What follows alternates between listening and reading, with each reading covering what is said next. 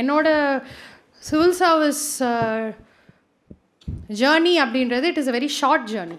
என் மைண்டில் அதுதான் நான் பிளானே பண்ணியிருந்தேன். பெருசாலாம் ஒன்றும் கிடையாது.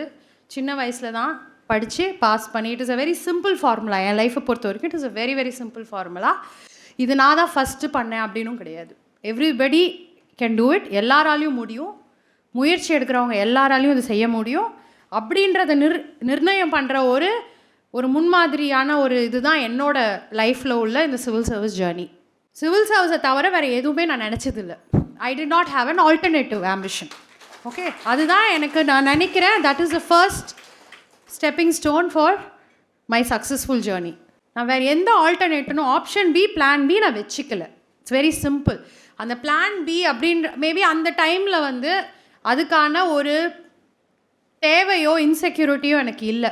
சிவில் சர்வீஸ் யாரோ கிளியர் பண்ணுறாங்க. வருஷம் இன்ஸ்பிரேஷன் ஸ்டோரிஸ்க்கு ஒரு இதுவே கிடையாது, ஒரு டர்த்தே கிடையாது. So many inspirational stories you're reading. ஒவ்வொரு வருஷமும் பாஸ் பண்ணி வர ஒரு கேண்டிடேட்டோட கதை பார்த்திங்கன்னா ஒரு இன்ஸ்பிரேஷனலாக இருக்கும்.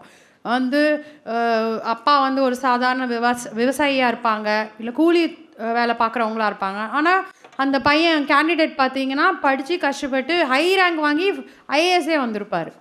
ஸோ இந்த மாதிரி அதே மாதிரி கல்யாணமாகி குழந்தை பெற்றிருப்பாங்க, 2 குழந்தைங்க இருப்பாங்க, ஹஸ்பண்ட் ஒரு சாதாரண வேலையில் இருப்பார்.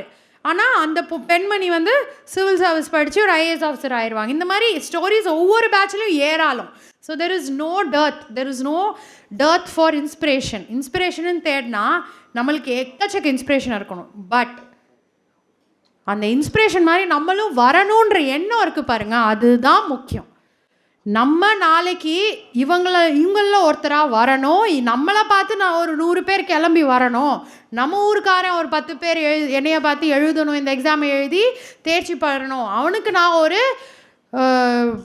ஷேடோவாக இருக்கணும் அப்படின்னு சொல்லி நீங்கள் நினைக்கணும். அதுதான் உங்களுக்கு ஃபஸ்ட்டு நீங்கள் எடுக்கிற ஒரு வைராகியமான ஒரு டிசிஷனாக இருக்கணும்.